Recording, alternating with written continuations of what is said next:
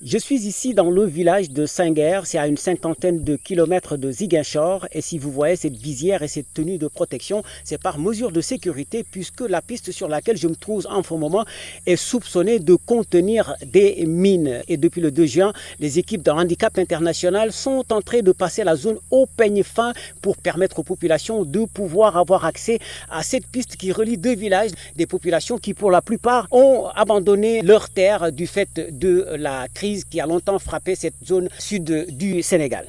Ces lignes de sécurité indiquent que nous sommes dans une zone interdite, comme il en existe des dizaines en Casamance. Et cette équipe de démineurs fouille minutieusement le sol à la recherche d'engins explosifs. Une opération risquée avec des moyens limités. L'avancement n'est pas facile. C'est une zone, comme vous le voyez, la terre elle est compacte et il y a la dense végétation tout autour. Donc l'avancement se fait par la machine qui prépare le sol et puis les démineurs vont passer derrière. Et comme on a une petite difficulté de la machine qui a vieilli, donc on fait avec et on avance à pas de caméléon. Du coup, chaque centimètre conquis est une victoire pour les démineurs, une lueur d'espoir pour les villageois.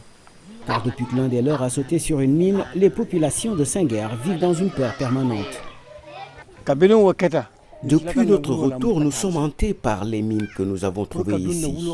L'armée est venue et a pu désamorcer certaines, mais depuis qu'il y a eu un accident, la peur est encore là.